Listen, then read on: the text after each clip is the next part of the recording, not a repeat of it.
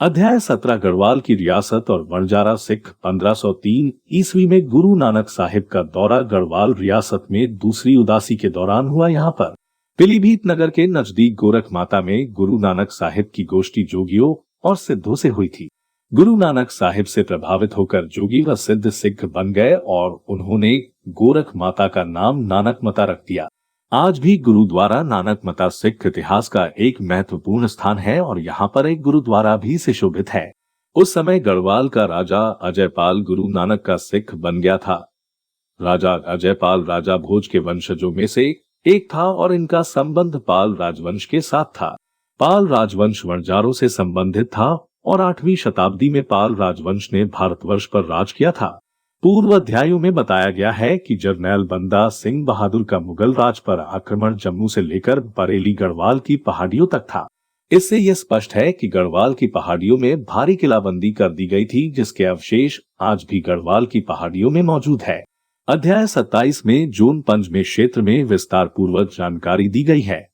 सिखों के 6वें गुरु हरगोबिंद साहिब जी 2 बार गढ़वाल रियासत में आए। पहली बार वर्ष 1627 में और दूसरी बार जून 1634 ईस्वी में नानक मता जाते हुए गढ़वाल ठहरे थे। श्रीनगर गढ़वाल की राजधानी में गुरुजी गढ़वाल के राजा माहीपत शाह 1622-1633 की विधवा रानी कर्णावती, भाई लखी शाह वणजारा और समर्थ रामदास, जो कि शिवाजी मराठा का उस्ताद था, से मिले। समर्थ रामदास ने हलीमी का पाठ गुरु साहिब जी से ग्रहण किया, जो कि बाद में उसने यह शिक्षा शिवाजी मराठे को दी। राजा महिपत शाह का पुत्र मात्र 8 वर्ष का था जब गुरु साहिब गढ़वाल रियासत में आए और इसका प्रबंध उसकी माता करना देवी देख रही थी। गुरु साहिबों से भेंट के उपरांत उसका साहस और बढ़ गया और वह हर मुश्किल का सामना करने लगी। रानी कर्णावती ने बहुत से वर्षों तक अपने राज को पूरी कामयाबी के साथ संभाले रखा और प्रत्येक हमलावर को मुंहतोड़ जवाब देती रही, यहाँ तक कि उसने मुगल फौज को अपने राज्य से वर्ष 1640 में भगा दिया, जिसका नेतृत्व मजावत खान कर रहा था और शाहजहां ने इसको भेजा था। उन्हीं दिनों इस रानी का नाम नकट-ई रानी पड़ गया, क्योंकि वहां हर उस जर्नैल का नाक काट देती थी जो भी उसके राज्य पर हमलावर बनकर आया।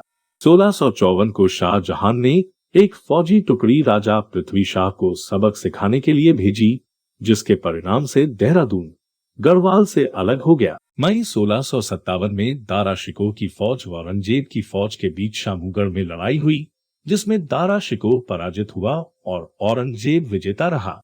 सिखों के 7वें गुरु हरराय साहिब के कहने पर गढ़वाल के राजा ने 29 मई 1658 ईस्वी को दारा शिकोह के सुपुत्र सुलेमान शिकोह को गढ़वाल में पनाह दी, क्योंकि औरंगजेब ने अपने पिता शाहजहां को जेल में डालकर अपने भाइयों के विरुद्ध जंग शुरू की हुई थी। दारा शिकोह मदद लेने के लिए अपनी फौज के साथ पंजाब की ओर भागा। दारा शिकोह सूफी मत से प्रभावित था व गुरु हरराय साहिब का भी मुरीद था। गुरु सन 1658 में सुलेमान शिकोह ने गढ़वाल में पनाह ली। उस समय गुरु हरराय साहिब जी थापल गांव, जो कि सिरमौर रियासत में पड़ता था।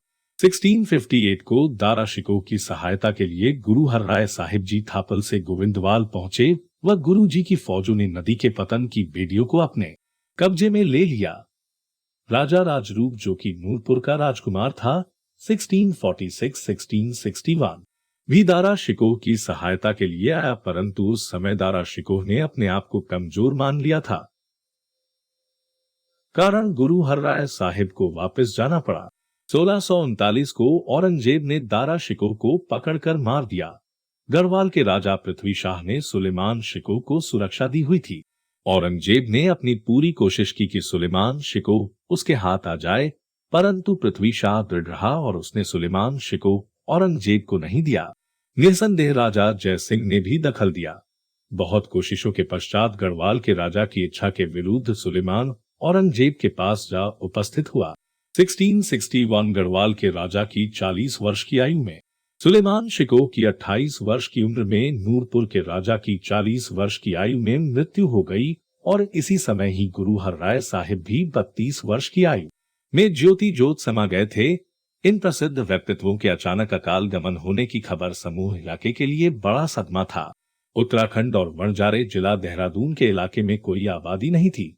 यहाँ 11वीं सदी के पश्चात वणजारे आकर पूर्ण रूप बस गए थे।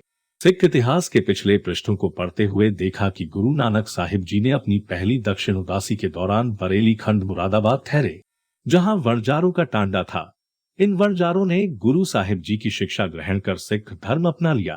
गुरु हरराय साहिब ने प्रचार केंद्र 360 और बढ़ा दिए और नाहन, गढ़वाल, सहारनपुर और मुरादाबाद के इलाके में काफी सिख केंद्र स्थापित किए। सिखों ने इन इलाकों में बहुत से किले बनाए, जिनके अवशेष भाई लखी राय वणजारा के नाम और देहरादून, हरिद्वार, यमुना नदी से गंगा नदी के मध्य पहाड़ियों की चोटियों पर मिले हैं, जिस प्रमाण पुरातत्व विभाग भी देता है।